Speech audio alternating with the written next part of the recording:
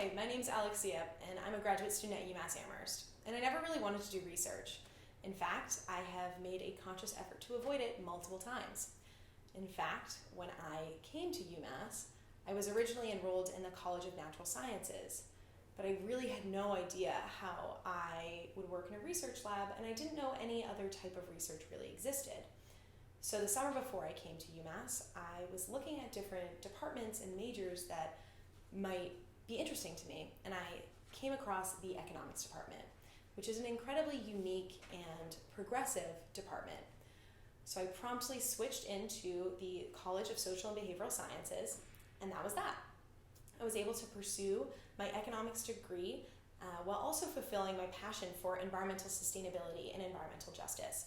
And although these two themes might seem like they don't have a real relationship, they're actually incredibly entwined. And the way that we think about this at UMass Amherst, as well as many other institutions around the world, is through the idea of sustainability. And we use a three-pillar model, as well as the three E's. There's many different names, which are the environment, the economy, and equity. And this allows us to look at sustainability with a more holistic lens and to understand the many facets of it. When we're trying to approach a problem or think of solutions, we want to use a more holistic lens by using these three E's. And so during my time at UMass in my undergraduate degree, I was trying to patchwork this degree. So I was on track to finish my degree a semester early when I found this program called Sustainability Science that was a much more formal version of what I had tried to form in my undergraduate degree. And a big perk of it was that it was a professional degree as opposed to a research degree, so I could avoid research yet again. So I applied to that program and was thankfully accepted. Finished my undergraduate degree in August of 2019, and I started my graduate program in September of 2019. And about 2 weeks later, I started doing research at the Clean Energy Extension.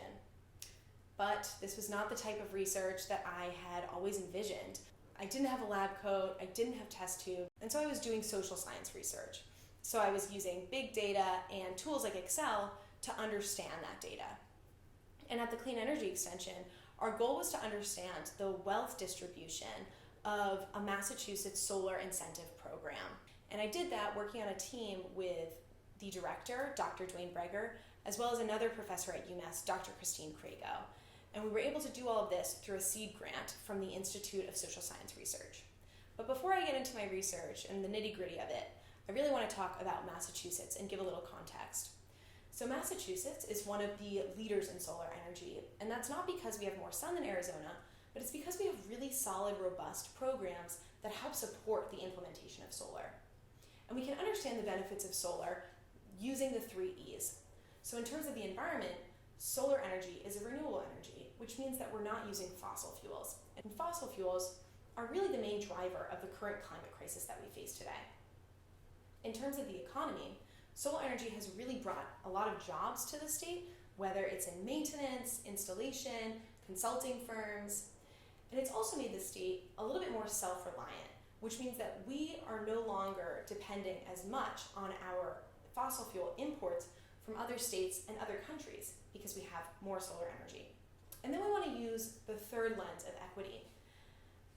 Unfortunately, we haven't found a lot of research surrounding that component, which is where our research fits in.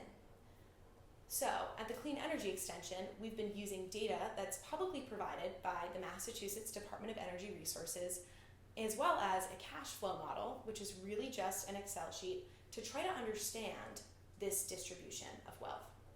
And the value that we use to understand this is called economic rent, which is just excess profit. And the ways that you might receive economic rent as a participant is through maybe tax credits or discounts on electricity bills, or maybe you are letting somebody else put solar panels on your roof, and so you're getting lease payments, but you don't own those panels. So what Dwayne and I have been doing is trying to organize this data to understand what these projects are and who is receiving this economic rent. And so our initial results indicate that about $4 billion will be given out over the next 30 years in economic rent to participants.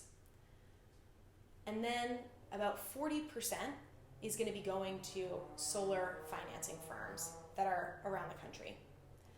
And under 3% is going to go to low-income residents of Massachusetts. So this is not exactly congruent with the goals of SREC 2, but we're not done yet. We still need to work with our consulting firm, Sustainable Energy Advantage, and we also need to work with our research partner, Christine Crago. So hopefully with our more finalized results, we'll be able to better influence policy to encourage rapid growth in renewable energy, but also using thoughtful and mindful practices of equitable distribution of wealth. So the reason that I really care about this work and the intersectionality of the environment and economics and equity is really the equity portion, because climate change was really caused by the wealthy and wealthy nations. Yet those that are most harmed and most affected are low-income nations and low-income folks. So I think it's really important to be having this discussion about equity and environmental justice in order to truly approach the issues that we face with the environment. And so I want to end this talk with 3 takeaways. Firstly, research is not meant to be boxed in. There are so many forms and there's so many ways to get involved in it. Secondly, university or academia in general is a really great way to test out if you're interested in research. And lastly, I want to make a call to anybody who might be interested in joining the effort to move into a more sustainable future, because there are so many different ways to get involved. Thank you so much. P.R.O.P.S, presenting real, original, powerful stories. Hi, my name is Colleen Collins, and today I'm here to talk to you about a motto that I live by.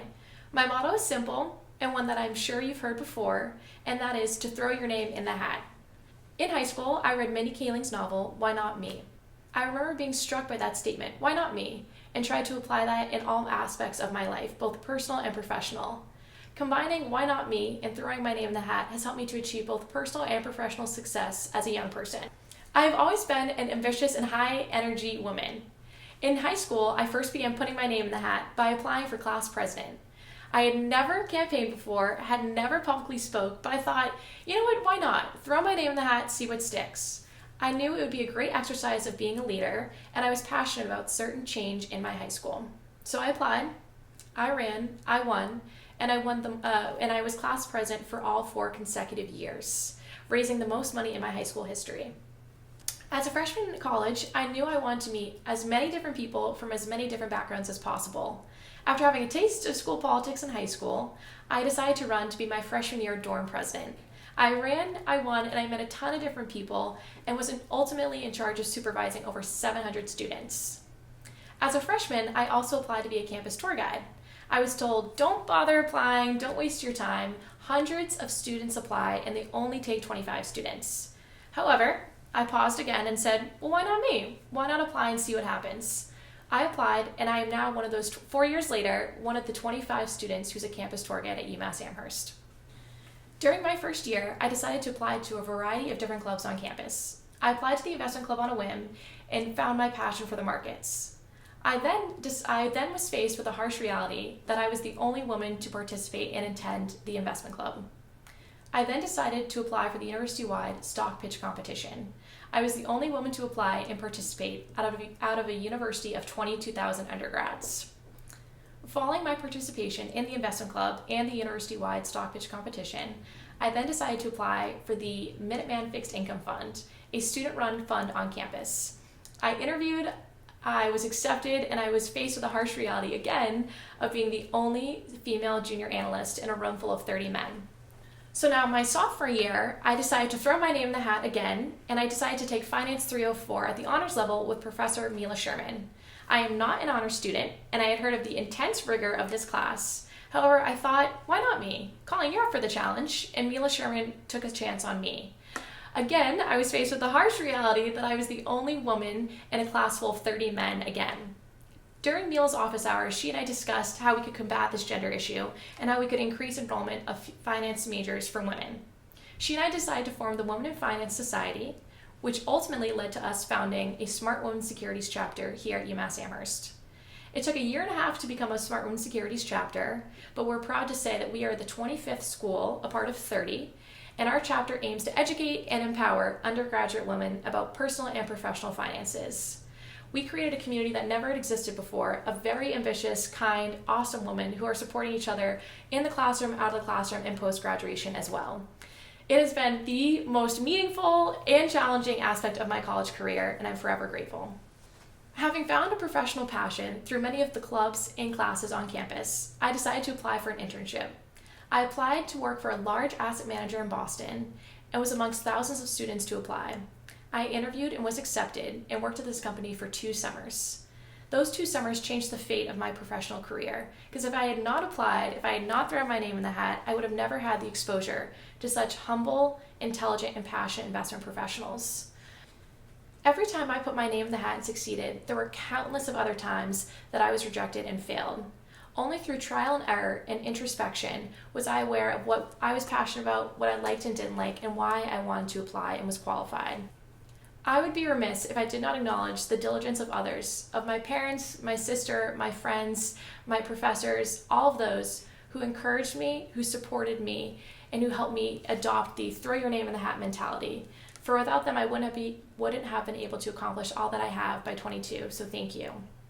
My prop here is a Smartman Securities t-shirt, and why I chose this has been because Smartman Securities, founding it, forming it, running it, has been the most meaningful aspect of my college career. What I love about this t-shirt is that it embraces our community on campus that didn't exist before, of women and men from all different backgrounds who are here to just better themselves, move forward, and bring everyone up together. A quote we always say is, empowered women, empowered women. And whenever I see people, whether in the campus center, or the library, or in Eisenberg wearing this t-shirt, it just reinforces that, that community and that progress that the industry is making. So it's very exciting. In summary, whenever you face doubts or bursts of insecurities, squash them by saying, why not me? Why not throw my name in the hat? What's the worst thing that could happen? Thank you very much. P.R.O.P.S, presenting real, original, and powerful stories. Hi, my name's Asta, and I'm a public health grad student here at UMass, and my talk is about science and the public, gaps in information and communication. So my story really begins more than a decade ago when my family and I moved to the US in November of 2004, and we settled into a town in eastern Massachusetts called Middleborough. And there my parents started working at a local convenience store, and they still continue to work at that store today. And so one of the things that my mom developed while she was working at the store was this hobby of reading newspaper articles and magazines, where she would know a lot of information that I frankly found useless, such as the current relationship status of celebrities or the newest home remedy for weight loss. But I remember one thing she started talking about when I was in middle school was this chemical, BPA, or bisphenol A.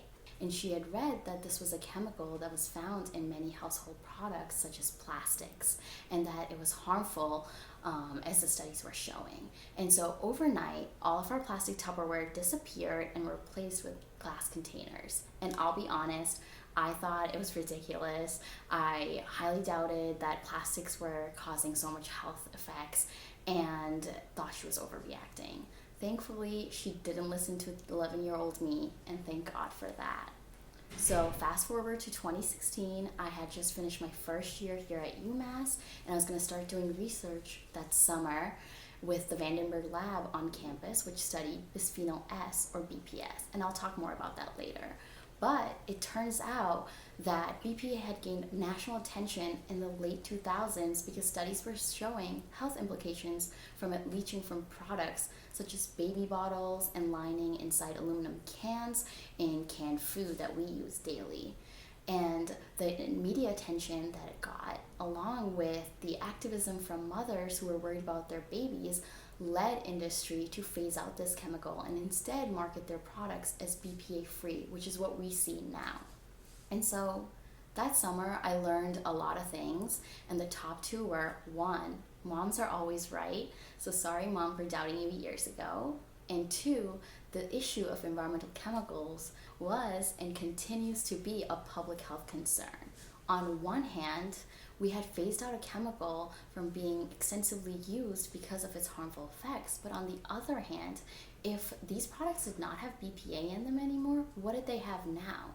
And that brings me to what I've been working on throughout my undergrad, BPS or bisphenol S. And so BPS is one of many common alternatives to BPA and is found in a lot of our products today. And at the lab, our results show that female mice who were exposed to BPS during pregnancy and lactation had complications feeding their pups when they were born. And the work that I personally did was on the daughters of these female mice, and these daughters were exposed to BPS through their moms in utero during pregnancy.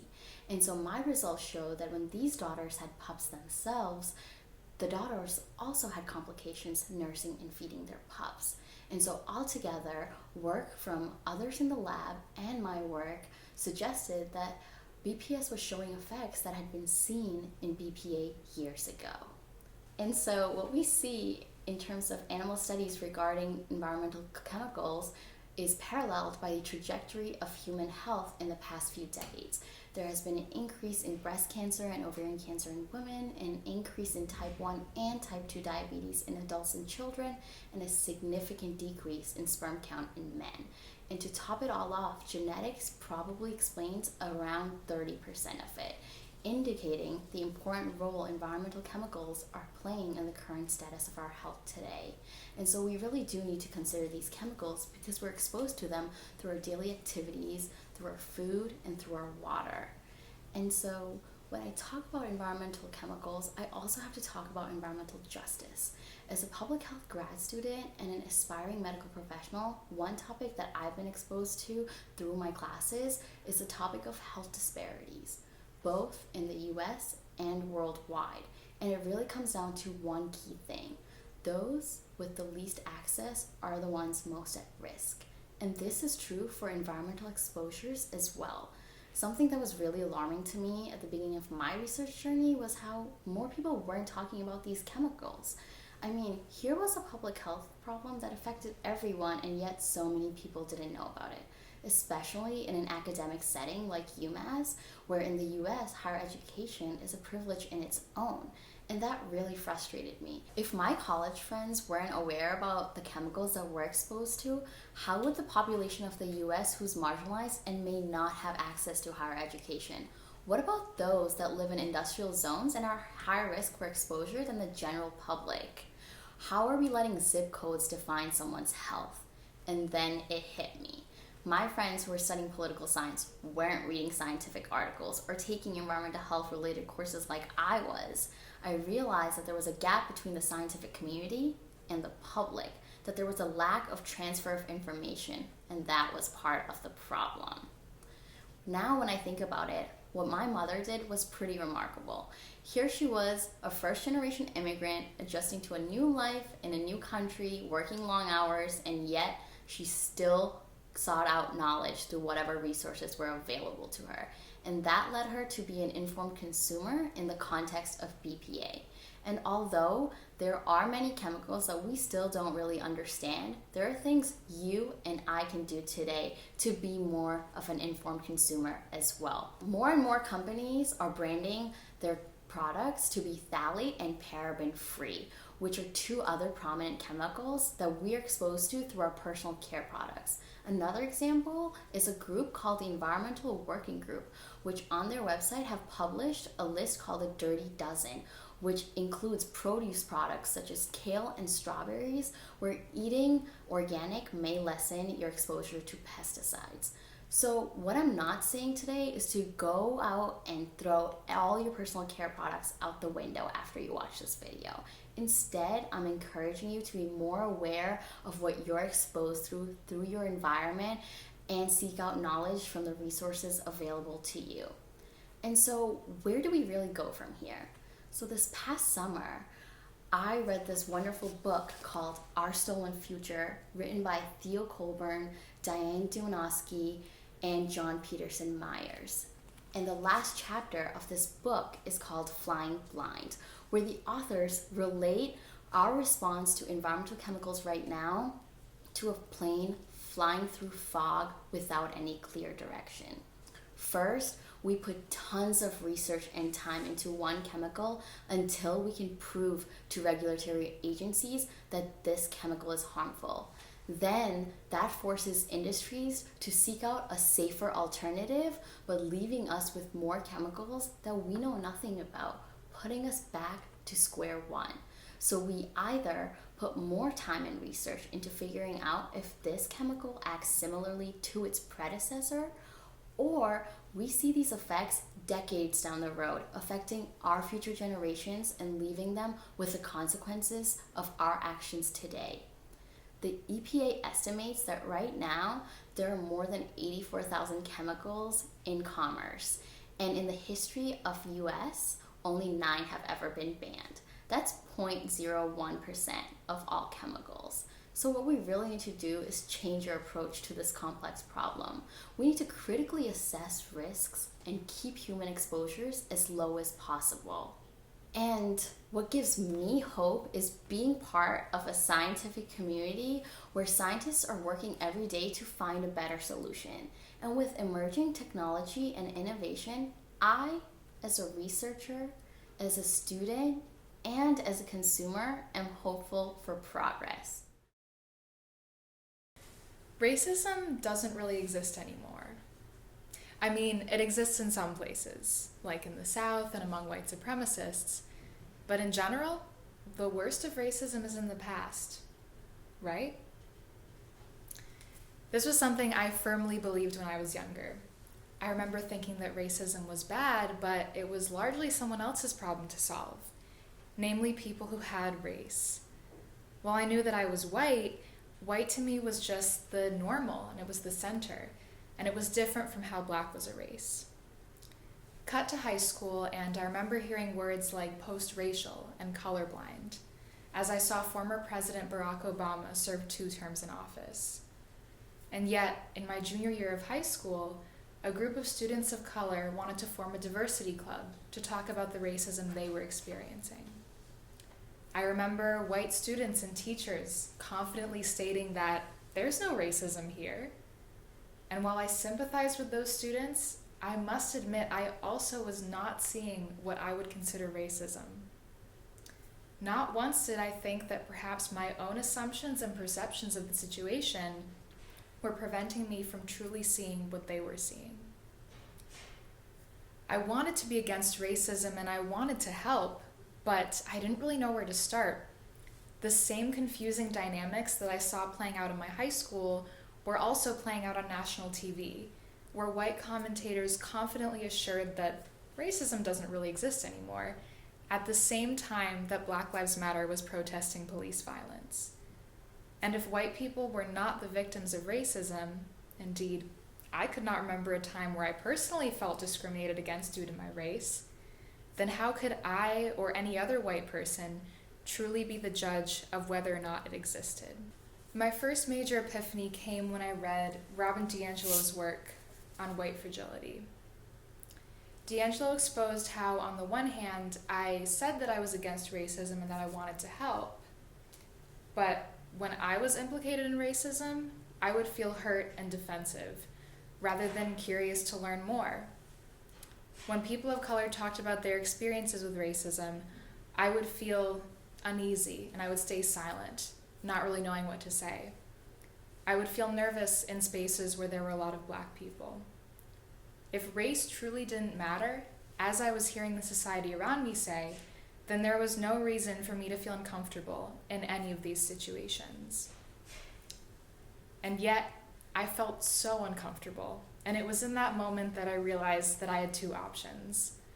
I could just stop thinking about racism altogether, since my white privilege meant that I didn't have to. My parents had never given me the talk when I was younger, telling me how to behave around police so as not to get shot, something that I later learned is a necessity in Black households. But if I chose to run away from this, I would remain just as uneasy and anxious, as well as confused, when talking about racism. Ultimately, I felt like the only choice I could make as someone who said they cared was to figure out why I was feeling so uncomfortable. So I set out to learn as much as I could. I looked at the references in Robin DiAngelo's book. I sought out social media accounts that addressed racism, specifically those created by women of color, such as Layla Saad and Rachel Cargill. And I sought to figure out what my identity, specifically as a Northern liberal white person, meant in conversations about racism. And I soon realized that a big part of why I was so confused earlier and why I wasn't seeing racism in my high school was because I thought of racism as only individual intentional acts committed by bad people, such as calling a Black person the N-word. I had never even thought of racism as a system, such as the prison industrial complex or the school-to-prison pipeline.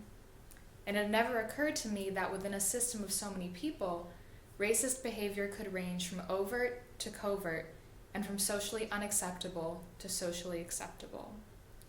While I may have had no part in creating such a harmful system, if I wasn't figuring out how it worked and figuring out my part in it, I also wasn't stopping harm from happening.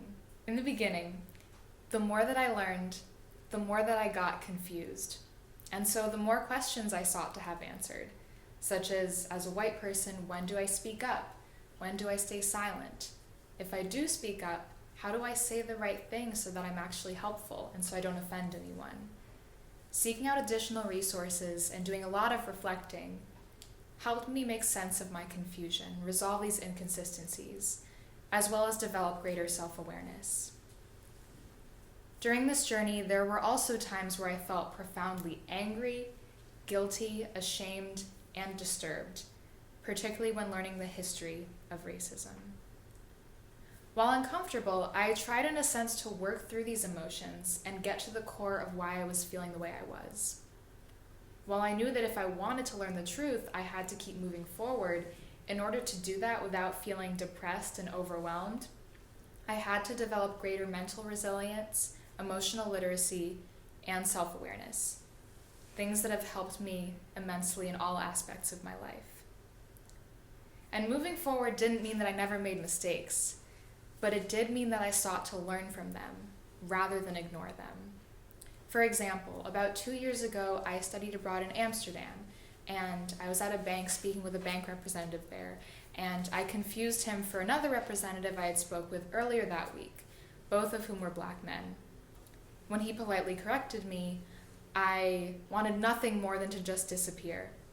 I was so frustrated that after all that I had learned, after all the reflecting I had done, I had still committed a microaggression, and one that can have extremely dangerous implications in other scenarios, where innocent Black people are imprisoned or even killed because white people thought they were someone else. What I knew about myself and what I knew about racism did not keep me from feeling incredibly embarrassed in that moment. But it did help me see it as a learning opportunity, not as something to pretend didn't happen. It also made me realize how I could have approached the situation differently, how I could have apologized to him instead of changed the subject, how I could have been more concerned with how he was feeling, rather than worrying if those around me saw me as a racist, and how going forward I can work to change my behavior and really see the individuality of Black people as I'm already conditioned to see the individuality of white people. The more learning and reflecting I did, the more that I was able to make sense of other feelings, such as a hesitancy that it might not be my place as a white person to talk about racism.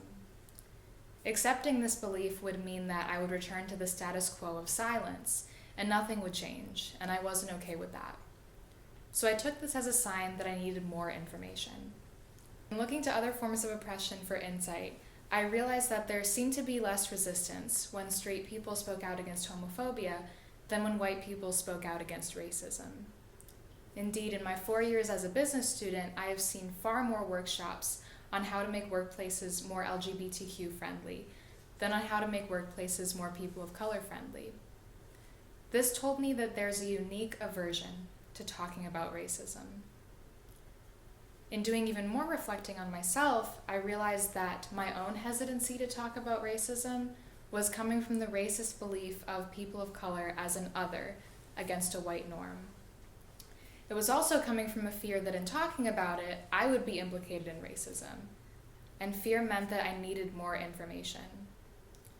Once I learned how I was socialized within a racist system and that because of this, I was conditioned to act and think in racist ways, and once I learned actionable steps from activists of color on how to deconstruct that racism and repair harm, I had some tools, and so I felt less afraid. For me, the learning will be a lifelong process, and it's not about never making mistakes, but about making mistakes less and seeking to learn from them. Also, as a white person, there will never be a time when I'm not in some way benefiting from being white. I can't walk into a store and tell employees to please disregard my race in their decision of whether or not to find me suspicious. That socialization is already there. But what I can do is I can recognize that my appearance as a white person will grant me an ease of access and an ease of being accepted and believed in society's major institutions in ways that aren't granted to people of color. And I can use that to amplify the voices of those most marginalized and get conversations about racism on tables where they may not have been before. Having more truthful information about an issue as fraught as racism has given me a profound sense of mental clarity that comes from truly living according to my values. It's made me realize that I feel more genuinely happy when I take the time to really feel and process the range of my emotions, including the uncomfortable ones, instead of just trying to deny them and stuffing them away. It's given me a language to be able to talk about racism productively. It's also showed me how racism connects with other forms of oppression, such as my own oppressed identity as a woman. And it's given me the confidence to engage my white friends and family in conversations about racism, as well as to make race a primary focus of my thesis. And I certainly would not be here giving this talk if it wasn't for these changes in how I saw myself and in how I saw the world. Going forward, I actually welcome moments of discomfort because I know that working through them can help me become a better person. While they might be challenging in the beginning, the growth and clarity that they'll ultimately provide will be well worth the temporary discomfort. For me, striving to be anti-racist as a white person is not about being one of the good white people who gets it. It's about looking at myself on a day-to-day, even a moment-to-moment basis, and asking if my actions and beliefs are truly in alignment with my values. It's also about seeking out the truth so that harm can be prevented and so that things can make sense. Because not seeing racism in my community and hearing people of color say that racism existed didn't make sense. Believing that race didn't matter and yet feeling anxious in a large group of Black people didn't make sense. Saying that I treated everyone with respect, and yet in my 21 years of life, having so few meaningful extended relationships with peers of color didn't make sense. Believing that everyone is a unique human being, and yet being far more prone to confusing Black people than white people didn't make sense. I had to seek out the tools to resolve these inconsistencies and repair the harm that racism had done to me before I could hope to support anyone else. Props, presenting real, original, powerful stories. My name's Emma Hollenbach, and I'm a senior. The name of my talk is Creating My Own Soundtrack. Life is like a soundtrack on shuffle. Sometimes you land on absolute bops that you never want to end. And other times, you're just not vibing, but you can't seem to figure out how to skip the track. Let me tell you about freshman year, first semester. It's September. It's college. The hot summer days are surrendering themselves to the chill of night, and cars are lining the curbs with shower caddies and comforters. Moving in, I saw soft green grass and people everywhere. Images of Elle Woods sitting in her circle of friends had me so excited, and I thought, this is going to be me. The voices of older friends saying that this was going to be so much better than high school served as the soundtrack to my perceptions. And I loved high school, so this was supposed to be great. Instead, I found myself sitting alone in my dorm room. The sounds of others laughing and having fun outside my window contrasted with the sounds of my own sobs. I wondered where I went wrong. This was not better than high school. There, I had friends, and I felt like I had a purpose. Here, my new dining partner was loneliness, and my new identity was self-doubt. My mindset was that I was not right for college, that my formerly social self was all a delusion, and that I actually couldn't make new friends. I guess that to be the difference between me and the Instagram accounts on my phone. They were at parties, having fun, and I was sitting in my dorm room watching The Office. After a few months of this, I decided to go home every weekend to visit old friends. So, after a few months of this, I seriously contemplated withdrawing. I was not receiving the college experience as advertised on the box. But before I returned the product completely, my older brother suggested that I move living areas to see if I liked the vibe better. Maybe living in the basement was literally keeping me down. There was fewer people and no real sense of community, which is important to me. It was a huge decision. I was essentially going to redo the whole process over again. Moving in, finding a new roommate, trying to find friends. Did I really want to put myself through that torture again? Everybody seemed to have their friends in the first 4 days. How would I integrate myself into a space after 4 months? So now it's February. It's football season. I've moved in and it's still hard. But I was still up for the task. In my new dorm, in this new hallway, there was a door and I had to walk through it. Standing in the frame, I felt like an endangered animal. I wondered if the people inside could smell my fear. But no, all I could smell was hot pizza bites. So I popped my head in and said, "Hello," and I was welcomed with smiling mouthfuls. I took a seat on their floor and watched the game. It was exciting and, of course, awkward, being me and being the new kid. But it led to a dinner invite, which led to more dinner invites, and eventually hours of conversation. Finally, I was getting my rhythm back. Loosening up around my new friends gave me the confidence to get more involved in campus. So, I tried out for a cappella. I walked in, sang my nervous song, and they said, "No thanks." As all 8 rejections slid into my inbox, I felt disappointed. I had put myself out there again, and it hadn't worked out. So, when I walked through the doors of the Model UN Club, I was relieved to find that they would let me in no matter my vocal range. After going there for a few weeks, I soon found that debating international issues is really not my thing. But I liked the people and I felt connected, so I kept going. Although it wasn't what I wanted it to be, it was practice in trying new things and in being a person who did not give up. Later that semester, I attended a conference with the club, which had me walking through another door into a room full of strangers. But this time we were only there for a weekend, so we didn't have enough time to figure out where we all fit in, which made for a very fun time. And further proved my theory that although new social settings are scary, they're always worth it in the end. Yes, freshman year was uncomfortable. In fact, the sound of it still makes me cringe. But I'm so glad I did not give up, because being uncomfortable is what it takes for me to learn. And I'm so glad I stayed, because I've got to do incredible things at UMass. I've interned in DC and New York, I studied abroad, I've gone on alternative spring breaks, and I kept going back to a cappella until I finally made it senior year. Now I make my own soundtrack. Some days it's happy, and some days it's sad. But at least now I feel like I have more control. And I'm definitely excited for whatever beat life has queued up next. Props, presenting real, original, powerful stories. Hi, I'm Thomas Coughlin.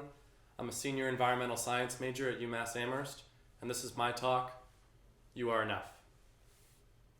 Last September, my friends and I made a huge banner for the climate strike, and we put it out on the central graffiti wall with industrial glue. It took all night. And then the next morning, we were in Frank, and we looked out and we saw that someone had painted over our mural with their own graffiti saying, "Climate change is propaganda." I know. And that, in the past, might have been something that made me doubt myself, something that went so contrary to what I was saying. They painted over our mural. But it didn't. It really didn't. Because I had a group of friends with me to support me, and I was sure of myself. I went to the climate strike and I mentioned that someone had done that, and that got everyone all fired up. And we said, obviously, no, it's not. And then we talked about science and had a great time. I think it's sometimes easy, especially when you have a good support group, and when doubt is coming from someplace outside of you and you can really pinpoint where it's coming from, to say, no, of course not. I believe in myself. I believe in my convictions. But then sometimes I still feel self-doubt, or I still feel bad about myself, and it's seemingly without a source. There's no one who's so specifically making a mural like that or telling me that I can't do something, and I still feel it.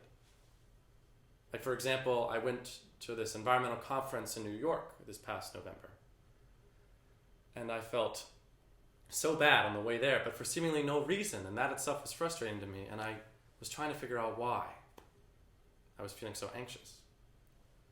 And I think the reason is because of what's called my lay epistemology, which just means the way I have learned to look at the world, the way I understand what's going on around me. And that comes from either teachings from my parents or my family or people around me, or what I've seen in the media, what I've read in books, what I've witnessed. And a big pattern that I had growing up that I don't necessarily agree with now is that I should associate my self-worth with my accomplishments. And I should compare myself to my peers around me. And I should value individualism and individual achievement over anything else. And that's made me take, when I don't succeed at something, extremely personally, and then fear failing at something because of that. So for example, when I was at this conference, we had to line up and give a presentation about something we were passionate about, either a policy, a nonprofit, or a business that would make the world a better place. And at first I was going to talk about this policy on combined sewer overflows that I learned about in an environmental policy class, and that was that. But I wasn't going to do it because I was passionate about it. I really wasn't. I just knew a lot about it from the class, and it seemed to me like the kind of thing that someone would talk about at this. And as people were giving their presentations, that confirmed that. But then as I was waiting in line, I realized I was having that thinking. And I didn't like that. And I realized that it was informed by this pattern that's in my brain, that I should be focused on not failing, because I would associate failing with myself, and it would ruin my self-esteem. Or it should. And so in line, I decided to switch my idea, and instead I talked about something else that I really was passionate about. I talked about my idea for a nonprofit that I called Theater for Environmental Justice. And Theater for Environmental Justice would use arts education to help STEM education. It would be a classroom. And it would teach about environmental justice, like I've seen here at UMass Amherst and all over the world. And I won. I won the speech competition. And that felt good, but not because I felt like I was comparing myself to the people at the conference, but because they voted me the winner. And it felt like I had found my group, I had found my people. This was a conference full of students in colleges, mostly state colleges from all over the country, from Texas and Wyoming and Florida and New York and Connecticut and Washington and Hawaii and South Dakota, people from indigenous communities, people from different racial backgrounds, people from different socioeconomic backgrounds, international students. And I was the only person from Massachusetts, and it was so wonderful to feel like I was part of a group and I had something to bring to that group and share with everyone, and then to learn from everyone else. It was truly a wonderful time. And I wasn't comparing myself to anyone else, and that was bringing me happiness. I think all of us feel self-doubt. And my solution, when I do, is to take a step back and think about why I feel that. What have I learned that's making those thoughts come into my mind? And usually it's from something around me that I don't necessarily agree with. A lot of small signals in the world from media or my parents or my school that maybe aren't malicious in their own right, but add up to something that I don't agree with. And it takes time to realize that and realize how that's influenced my thinking and then think around it. I'm very lucky to have a group of friends, the group of friends that I made the mural with for the climate strike, who are supportive to me, and I feel like I'm in a collaborative group that's super healthy. I feel like I'm enough when I'm with this group. I feel like I contribute. And so, whenever I feel self-doubt, I remember that my skills and my successes have gotten me where I am today. And I always remember that I am enough. Always remember that you are enough. Thank you. My name is Quinn Breidenbach. I am a senior at UMass, and my story is called First Base to Home. My journey playing softball started when I was 9 years old. I had a picture of my mom hanging in my closet back from her softball playing days, and she was also a pitcher. And since that moment, softball has just been the sport that I've always been drawn to. I wanted to be just like her. Growing up, I definitely threw the hardest, not the most accurate, but I just stuck with it because I wanted to be just like my mom. So I'm from a small town outside of Seattle, Washington named Enumclaw, where it rains almost 300 days out of the year. And a lot of the people in the area don't really leave just because they feel comfortable, and it can make you feel uncomfortable just because you don't fit perfectly into that mold. And what comes with the rain is you have to sacrifice some outdoor sports like softball, but that didn't stop me. I was that girl who grew really early and towered over the boys. I wanted to play soccer and football at recess with the boys because all the girls kicked me out of double dutch. I was very awkward and uncomfortable with who I was, and so I turned to softball. It ended up being my only friend and the only thing kind of constant in my life that I knew would never leave me, never judge me for being naturally talented and driven to want to get out of Enumclaw. I would come home off the bus and my dad would ask me every day, when are we going to pitch? I can't do this for you. And most of the time I really didn't want to pitch. I thought my natural talent would just be enough and get me far enough because I loved it, but hard work ends up beating talent 99% of the time. So from that moment when my dad kept asking me every day, I knew I wanted to be the best pitcher. I wanted to be the best pitcher coming out of Washington State. Even in the rain, I would be out there on the field until I could no longer hold the mud-covered ball. I drove over an hour to see one of the best pitching instructors in the state, and this started to make softball a little more stressful. It wasn't for the fun of the game anymore. It was all to get that scholarship. I had 3 younger siblings, and I didn't want my parents to have to worry about paying for college for me as well as my other 3 siblings. So as soon as I had that vision in my mind of what I wanted to do, that was the only thing I focused on, school and softball. I was and still am eternally grateful for the sacrifices that they made for my dreams to come true.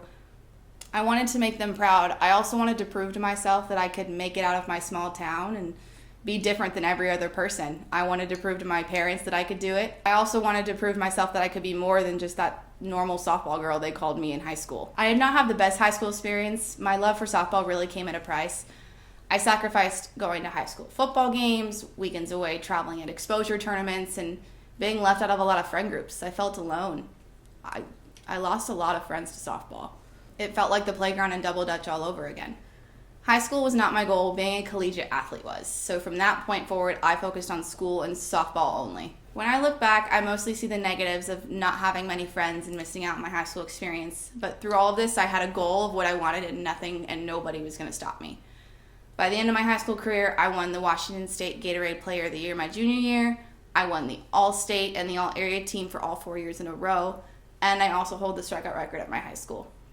Around the end of my sophomore year, I ended up signing to play D1 softball at the University of Massachusetts. I chose UMass because it felt like home, and I wanted to push myself to go somewhere different and see something different and grow my independence.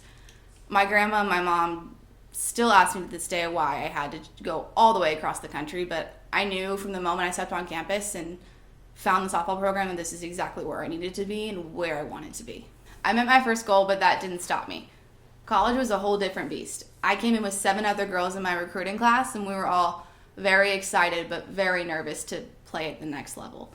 My club ball coaches always used to say to me that nothing that we could ever do would prepare you for college sports. I didn't believe them, but they were right. It made me realize that this was no longer for the love of the game, and it was a job. This is what I had to come to every single day, and I ended up losing my love for softball.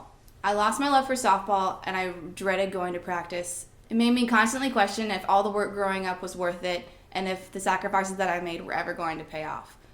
I lost a lot of self-confidence and never felt good enough. Every day was a struggle. I worked so hard only to find myself comparing my talent to other people around me.